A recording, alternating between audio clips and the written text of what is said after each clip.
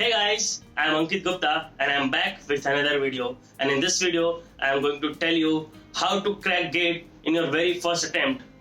As I myself scored All India rank 143 in my very first attempt while doing BTech in Chemical Engineering 2018.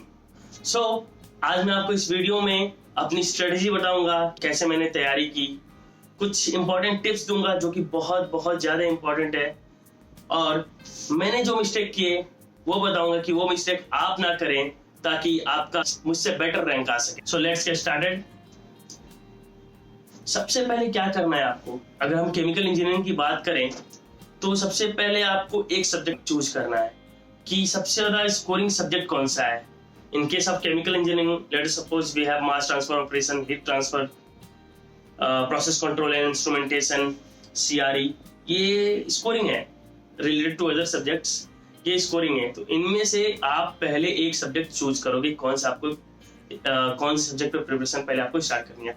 आपने कोई एक subject choose किया, फिर क्या करोगे, आप उस सब्जेक्ट का गेट सिलेबस क्या है, गेट सिलेबस क्या है उस सब्जेक्ट का, आपको ये पूरा पता होना चाहिए। इवन आप क्या करो कि आप अपने जहां पढ़ते हो स्टडी टेबल, उसके सामने आप गेट सिलेबस पेस्ट कर लो या रख लो कि आप जो भी सब्जेक्ट स्टार्ट कर रहे हो उसका सिलेबस क्या है, उसके अकॉर्डिंग आपको इस सब्जेक्ट को पढ़ना है।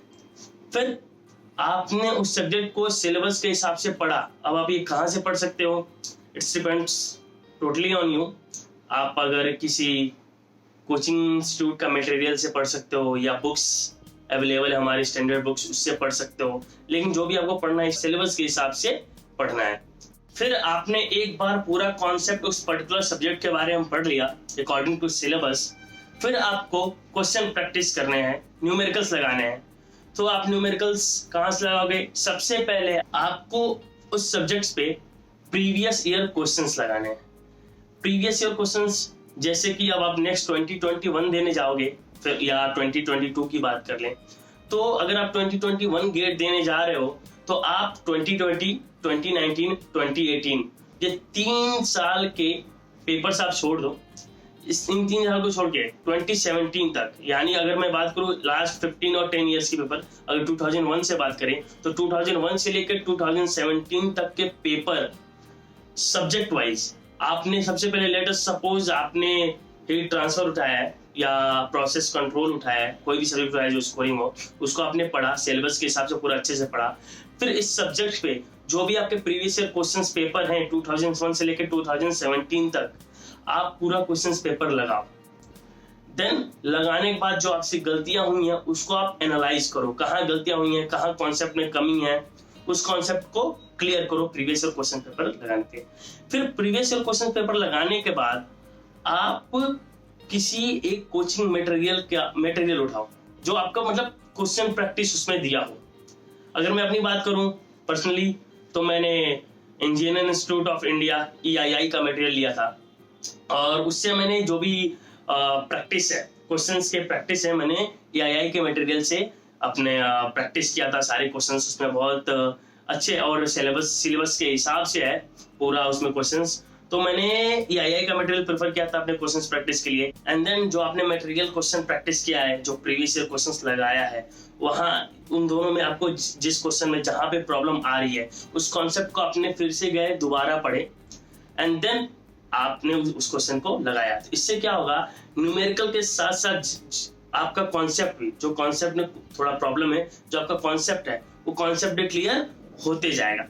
तो इस पूरे को आप एक स्लॉट समझो। आपने क्या किया, एक सब्जेक्ट चूज किया, उसको आपने पढ़ा, उसका कॉन्सेप्ट पढ़ा अकॉर्डिंग टू सिलेबस, देन आपने उस पर प्रीवियस क्वेश्चन पेपर लगाए, देन आपने एक मटेरियल उठाया, मटेरियल के प्रैक्टिस क्वेश्चंस लगाए। ये एक स्लॉट है। अब ये स्लॉट आपको ईच एंड एवरी सब्जेक्ट के लिए करना है। आपने सबसे पहले स्कोरिंग सब्जेक्ट उठाने हैं, देन आपको रिमेनिंग सब्जेक्ट धीरे धीरे करना है। ऐसे आपको ये स्लॉट, कॉन्सेप्ट पढ़ना, प्रीवियस ईयर क्वेश्चन पेपर लगाना, and then material questions practice करना, ये आपको हर सब्जेक्ट के लिए करना है। और ये एक स्लॉट ऐसा नहीं आपने एक बार पढ़ लिया हो गया, नहीं, आपको एटलीस्ट 3 टाइम्स रिवीजन करने हैं। इट मींस आपको कॉन्सेप्ट को भी पढ़ना है again, previous year question paper भी लगाना है अगेन, एंड देन मटेरियल के प्रैक्टिस क्वेश्चंस भी करने हैं। ये आपको एटलीस्ट 3 टाइम्स करने हैं। एंड देन आपको क्या करना है, एक टेस्ट सीरीज ज्वाइन करना है। And for chemical engineers again EII, आपको टेस्ट सीरीज ज्वाइन करना है। आपने एक रिवीजन के बाद कोई भी सब्जेक्ट लिया, उसका पढ़ा, फिर से एक बार रिवीजन किया। एक रिवीजन के बाद आपने उसका सब्जेक्ट्स पे उसका टेस्ट सीरीज दिया, टेस्ट सीरीज ज्वाइन किया, उसको टेस्ट दिया। फिर टेस्ट दे के आप अपने आप को इवेल्युएट कर सकते हो। आप अपने आप को इवेल्युएट कर सकते हो कि आप कैसे जा रहे हो, कहाँ पर हो। डोंट वरी, अगर आपके मार्क्स कम आते हैं, कोई घबराने की बात नहीं है। मेरे भी मार्क्स बहुत कम आते थे कभी कभी, तो लेकिन आपको घबराने की जरूरत नहीं है। उससे क्या करना है, आपको सीखना है। यहाँ पे मार्क्स कम आ रहे हैं, क्यों आ रहा है, उस पर एनालाइज करो। उसको एनालाइज करो कि आपके मार्क्स क्यों कम आ रहे हैं, कहाँ पे प्रॉब्लम आ रही है, कौन से कॉन्सेप्ट में प्रॉब्लम आ रही है। उस कॉन्सेप्ट को फिर से पढ़ो, उस कॉन्सेप्ट पे फिर क्वेश्चंस प्रैक्टिस लगाओ, एंड देन अगेन सारी चीजें रिवीजन करके नेक्स्ट टेस्ट दो उस सब्जेक्ट पे।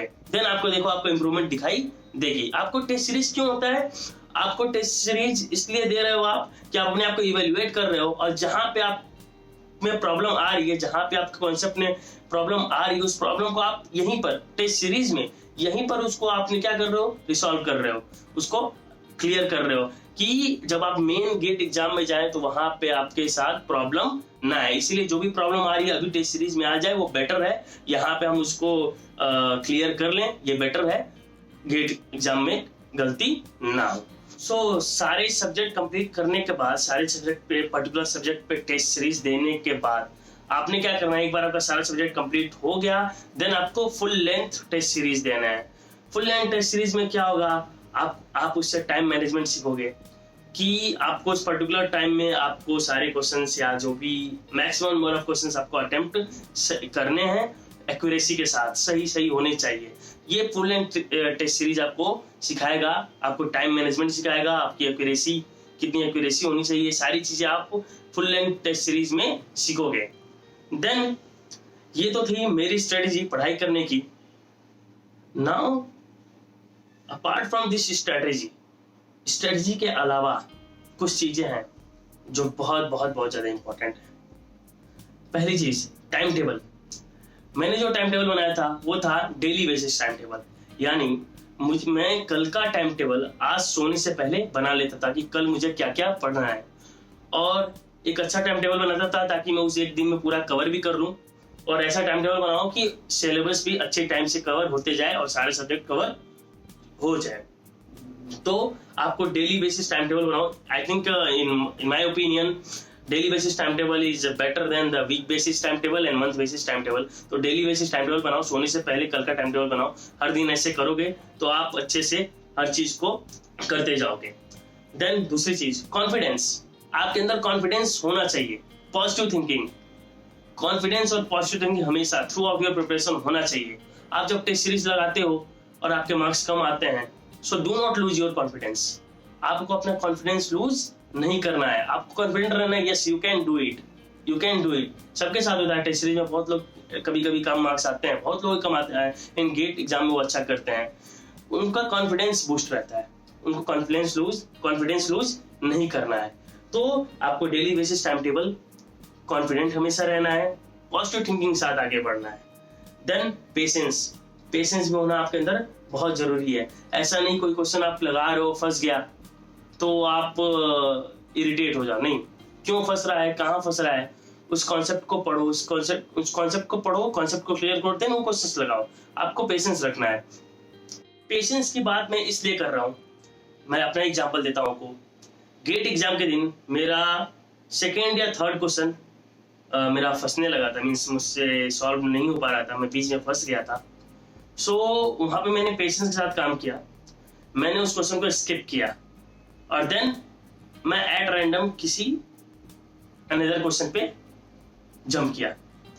मैंने ऐसा नहीं कि उस क्वेश्चन मेरे से सॉल्व नहीं हो पा रहा है तो मैं इरिटेट होने लगा, उस पर टाइम वेस्ट करने लगा। ऐसा आपको नहीं करना है, पेशेंस रखना है। आप जस्ट जंप करो किसी अनदर क्वेश्चन पे एंड देन उसको सॉल्व करो। मैंने जंप किया, देन मेरे अच्छे से वो क्वेश्चन सॉल्व होते गए। सो आपको पेशेंस भी रखना है। देन गेट एग्जाम के दिन जब आपका जो गेट एग्जाम डे है, जब आप क्वेश्चंस पढ़ते हो उसको बहुत केयरफुली पढ़ना है, क्योंकि कई बार क्वेश्चंस पढ़ने में ही गलती हो जाती है। आप सही लगा के आते हो लेकिन आप क्वेश्चंस अच्छे से नहीं पढ़े रहते हो तो आप आंसर गलत लिख के आते हो। जैसे कि क्वेश्चंस में पूछा है कि आपको नियरेस्ट इंटीजर आंसर देना है, आपने क्या दे दिया, पॉइंट में आंसर दे के आया। क्वेश्चन में दिया आपको पॉइंट के 3 डिजिट, पॉइंट के बाद 3 डिजिट तक आंसर देना है, आपने 3 डिजिट तक आंसर नहीं दिया, आप पॉइंट के 2 डिजिट 1 डिजिट या 4 डिजिट तक आंसर देके आए, तो ये भी गलत हो सकता है। तो क्वेश्चंस बहुत केयरफुली पढ़ें कि आपको क्या करना है। नाउ गेट एग्जाम से पहले से और अच्छी नींद ले, कम से कम 1 हफ्ते पहले तो अच्छी नींद थोड़ा लेना स्टार्ट कर दे, 7-8 घंटे की या जो भी सही है 6-7-8 घंटे की। और गेट एग्जाम से 1 दिन पहले तो जरूर सोएं, जरूर सोएं, पूरी नींद अपनी कंप्लीट करके जाए।